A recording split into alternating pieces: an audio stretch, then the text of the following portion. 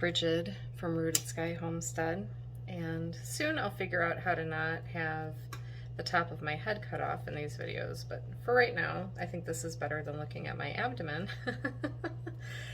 Always progress, right? Progress over perfection, friends. Progress over perfection. So today I am working on Black-Eyed Susans, and I recently recorded a video about less than perfect, and here we are again. So I'm getting ready to work with these Black-Eyed Susans, and I wanted to share with you a little bit about my observations. So recently I was talking to a friend who's an herbalist, and I was saying, you know, I really need to collect some echinacea flowers to make a tincture for this winter for immune support.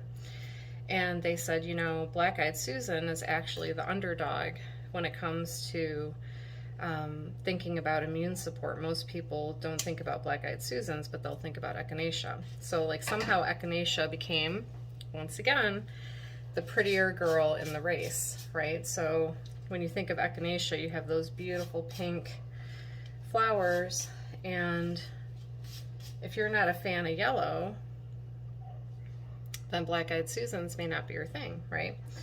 So what I've done here is I've collected some leaves from first year plants that are spreading, and I'm gonna cut those up very finely like a chiffon, very, very thin strips.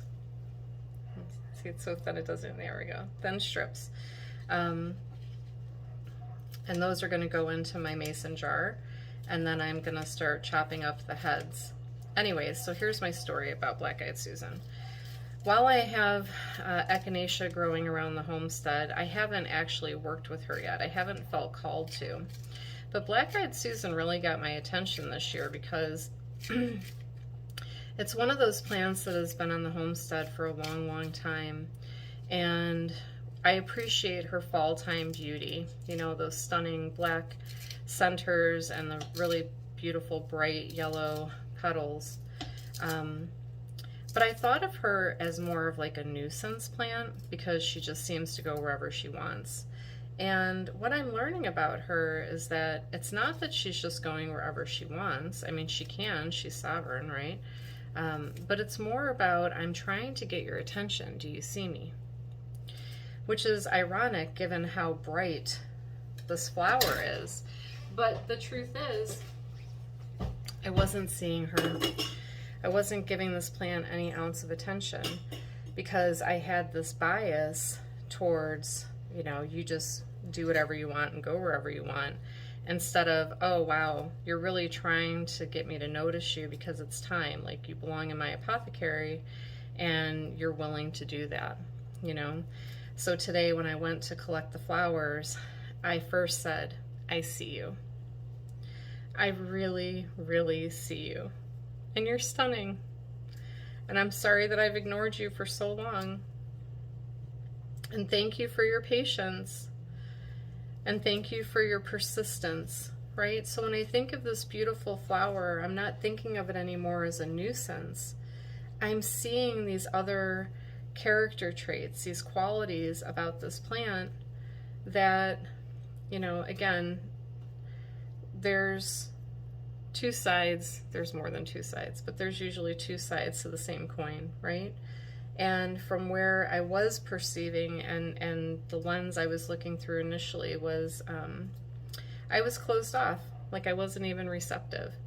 And now, not only am I receptive, but I'm really entering that phase of gratitude of like, wow, thank you so much for being here for us and giving of your flowers and giving of your petals, I'm sorry, your leaves and your medicine, so that our family can have you this winter if we need you in the apothecary.